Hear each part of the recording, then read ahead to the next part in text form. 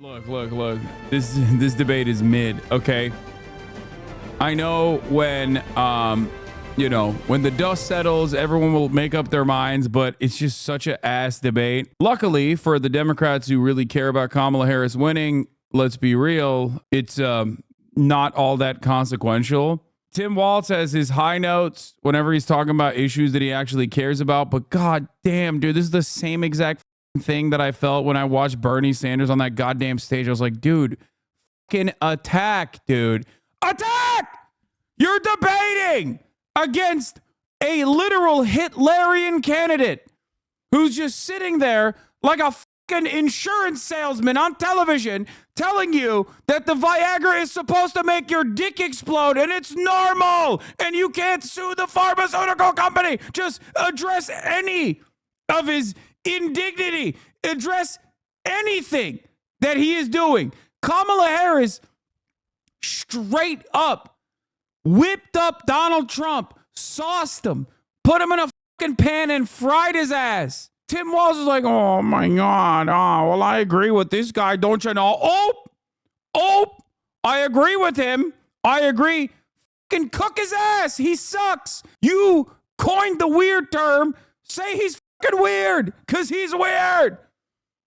God damn, dude. I want to move to Minnesota. He's talked more about how sick Minnesota is. I'm over here looking at fucking house prices in Minnesota. I'm like, do I move there? Seems pretty good to me. Seems like a great place to live. Great governor. Oh my God, dude. Oh my God. On the aesthetic front, it is like mind-boggling. It is mind-boggling.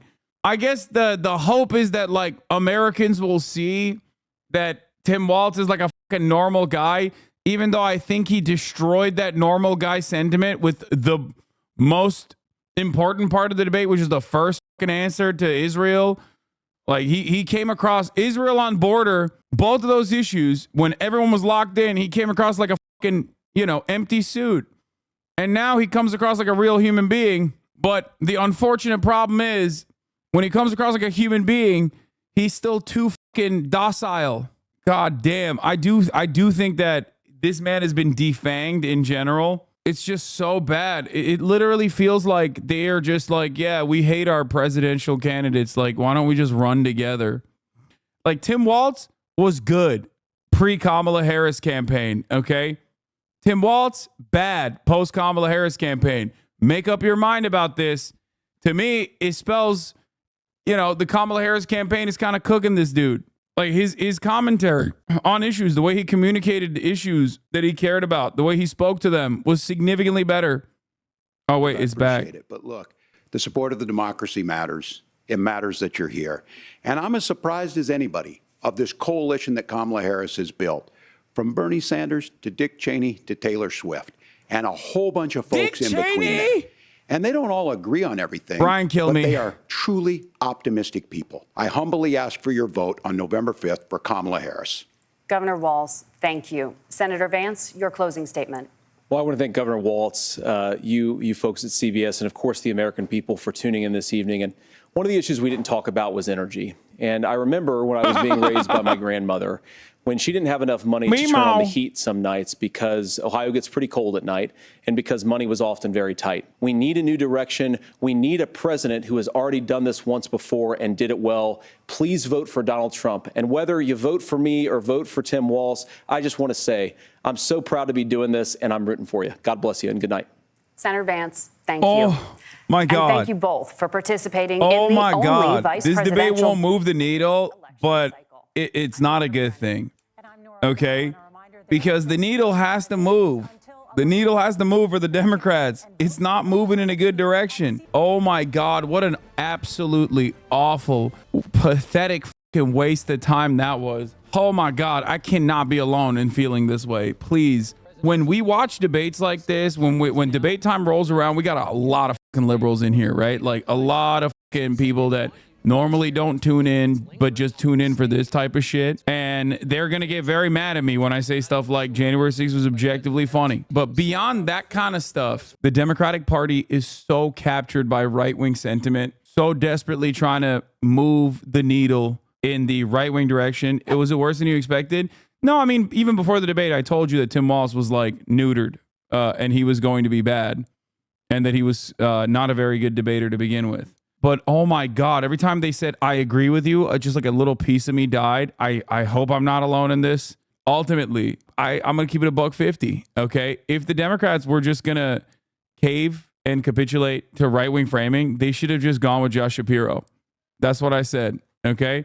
If Dems were going to be this pro-Israel and neuter whatever progressive momentum they would have gone with a Walz pick, they should have just went with Josh Shapiro. Sure. All of his controversies aside, he would have been a better debater. He would have been even a better communicator of Kamala Harris's policies. Like, I don't think Tim Walz's heart is in it to be like, I love the border wall. I can't wait to build it. Like, he's not nearly enough of an empty fucking suit, at least like Josh Shapiro is. You know what I mean? He would have done the Obama speech pattern while being like, yeah, if you like your undocumented migrant, you can't keep it. I'm Josh Shapiro. He would have fucking cooked. He straight up would have cooked.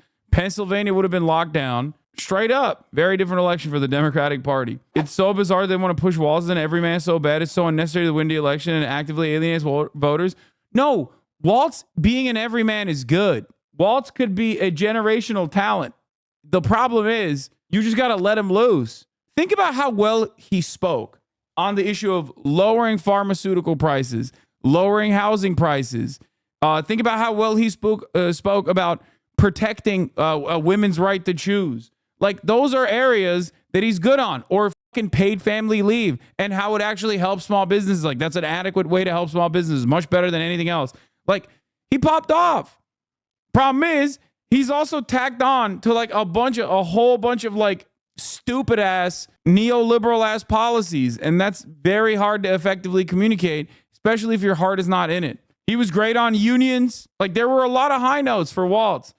Problem is, there were a lot of low notes for Walz too, and the low notes were way more consequential. Also, I do have to say, I'm not one of these like rad libs, but goddamn, okay, JD Vance, let me tell you something, okay? This motherfucker, he really likes Tim Walz, but hates Kamala Harris. I don't know what's going on there. I mean, his wife is an Indian woman, but maybe there's another part of that he just hates. I don't know. He apparently hates Kamala Harris, but likes Tim Walz quite a bit. It's just weird. It's weird how much he was like, I love you, but you're fucking president, the presidential candidate. I fucking hate her. I don't know why the Democrats are just so fucking bad at addressing Republican lies. Like, they do it all the time. It's not like Republicans are like, oh, out of nowhere, we just started lying. And then the Democrats are like, oh my God, I can't believe they lied. It's like they very consistently lie about the same shit. So you should at least predict that angle of attack and have an effective, very quick counter to it. You know what I mean? One of the things that I routinely talk about on this broadcast, if you guys are new here, only watching for the elections or only watching for the debates, is the objective like lie, the objective reality of what is going on in terms of like immigration being a burden on our economy. It's a falsehood, okay? Immigrants give way more than they take from the system. Undocumented migrants in general are not responsible for more crimes than documented U.S. citizens are. They're actually responsible per capita for far less crime than natural-born U.S. citizens are. So they're not necessarily a national security problem either. Like, one of the things that the Democrats have completely fucking capitulated and caved on, which Tim Walz didn't even push back on, which makes me go crazy. I want to claw my goddamn eyes out, is when he was like, oh yeah, fentanyl being trafficked across the border, who's going to fix it? He was like, oh, we're going to fix it. It's like, bro, 80% of the drugs that are being trafficked across the border are not being shipped with child mules in the way that stupid ass JD Vance mentioned. It's 80 on some years. Usually it's 90%. Okay. Here's the Cato Institute. U.S. citizens were 89% of convicted fentanyl traffickers in 2022. Okay. 89%. It's Americans that are bringing the fucking drugs, not undocumented migrants, dude. That logistically makes no sense. Like, that's not how you can build an active supply chain. Okay. You cannot build a supply chain by trafficking drugs in the pockets of migrants who are going to get apprehended by Customs and Border Patrol. It's so fucking stupid. It's happening at regular points of entry. And it's happening with American citizens. Like, they're the ones who are bringing it in. And we're just like, nah, dude, it's actually migrants. Sorry. Anyway, it's also wild that behind every problem in America is a migrant, an undocumented migrant, which, by the way, can be a documented migrant, but according to JD Vance, that doesn't count either. Turns out documented legal migrants into the country are also undocumented, according to JD Vance, which he openly communicated once again. He said it over and over again, which is a crazy thing to say. How are you not going to address that? How are you not going to turn around and be like, what are you talking about? What do you mean? These guys are documented migrants and you want to consider them undocumented and you want to do mass deportation? What kind of freak shit is that? Some interesting parts about the debate, of course, is that both JD Vance and Tim Walz agree that like housing shouldn't be treated like a commodity. Not that I believe either of them actually are committed to that position. Maybe Tim Walz is, but like JD Vance certainly isn't. That was a wild thing to say, though. Yeah, I saw the uncommitted voter for Israel. Trump? Hold on, we got to listen to this fucking guy. This is my guy. No, I didn't learn anything in this debate that kind of helped me reach a conclusion. I was really happy with both of their answers about Israel at the very beginning. For the record, I will say I'm convinced at this point that that's a op, okay? I think that the undecided voters that they place on these fucking panels is 100% an op. I'm just going to say that right now, okay? 100%. No, this is not a real person, okay? This is not a real undecided person, okay? Half the time we find out that they're not undecided at all, as a matter of fact. But like, I'm not even talking about that. I'm talking specifically, they bring people to say key issues, okay? Key issues that not the general public cares about. Key issues that the media wants to make it seem like the general public cares about, okay? Straight up. Let's hear what this very real undecided voter has to say. That kind of helped me reach a conclusion. I was really happy with both of their answers about Israel at the very beginning. But I had a crazy day today. I started this morning interviewing Aviva Siegel, former hostage whose husband, Keith Siegel, an American, is still held hostage in Gaza, along with another 6 Americans and over 100 others. And no one addressed that at all. No one addressed rising anti-Semitism on college campuses. Shut up.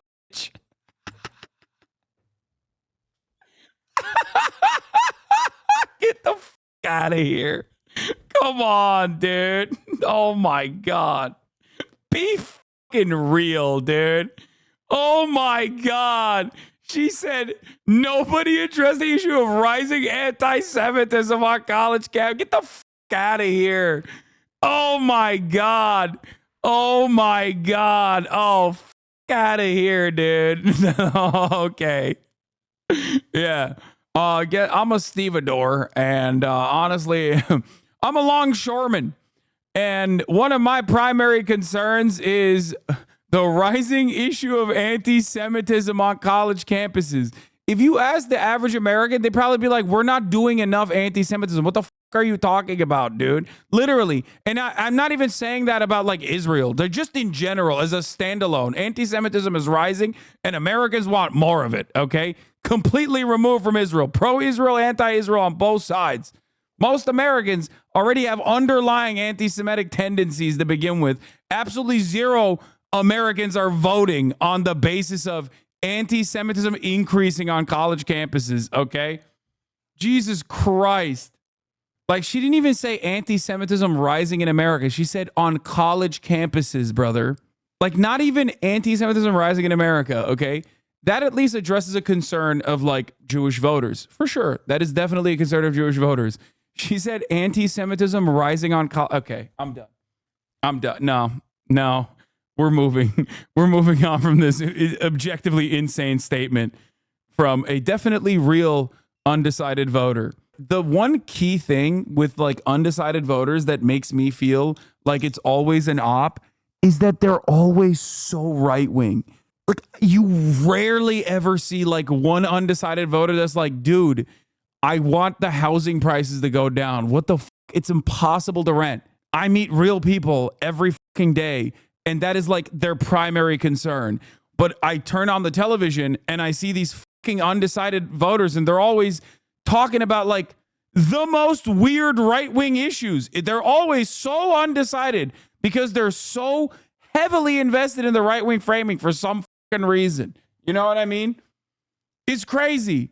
It's crazy. I don't know how they're just so always laser focused. NBC, CNN, no matter where you fucking tune into, every undecided voter is like literally just a Trump voter. Almost always. Meet Americans where they're at in the fucking real world. They come across like they're goddamn socialists when it comes to like their own economic struggles and how to address them. But turn on the TV and everyone's a goddamn small business owner who's like, we really got to fucking move on this stuff, you know?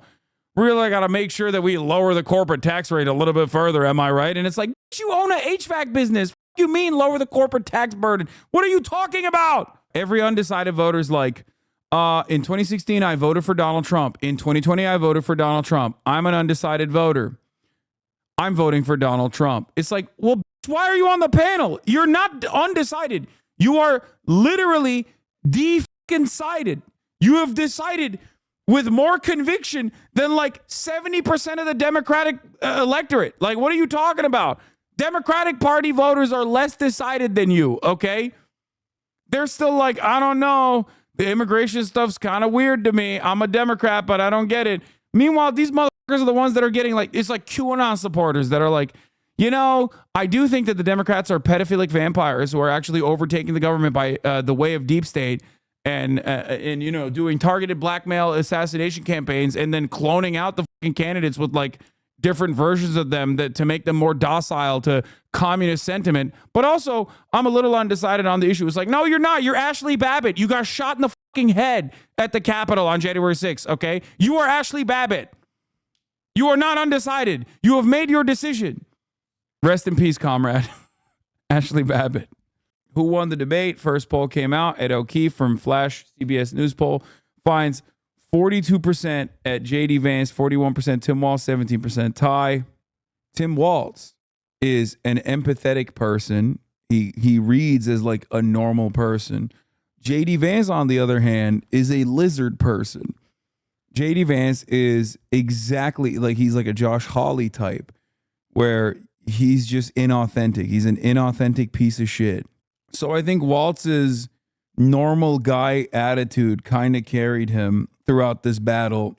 And I do believe that the media, that like the scorers will look at and respond more positively to the JD Vance style of commentary and debating because they are also all Yale and Harvard and Ivy League graduates themselves.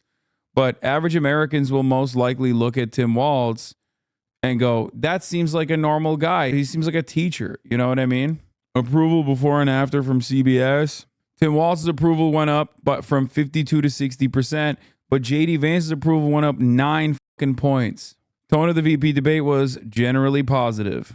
And that's not good because people already liked Tim Walz, but people did not like JD Vance before. So them agreeing, this was the other reason why I kept fucking yelling about them agreeing. You're just only humanizing the lizard in a skin suit that is JD Vance. And that's part of the reason why you didn't even see JD Vance like defend Donald Trump all that much. And he made a convincing moderate of himself, especially after all of the fucking podcast hits that came out about him. He basically was able to conduct himself in a way where he was able to kind of even separate himself from Donald Trump on like negative stuff while simultaneously, and I mean, he still obviously has to defend Trump. Like that's what the base demands, but he basically was building his own personal brand on that stage and he did a really good job at that. But yeah, Walz's performance definitely left much to be desired. It was subpar. Kamala Harris fucking absolutely clobbered the shit out of Donald Trump. JD Vance didn't do that to Tim Walz in the same way, but he definitely outperformed him. Tim Walz, on the other hand, I don't know. I think he could have done better. But the only reason why he didn't take too much of a hit is because he's still objectively more likable and more human than most politicians.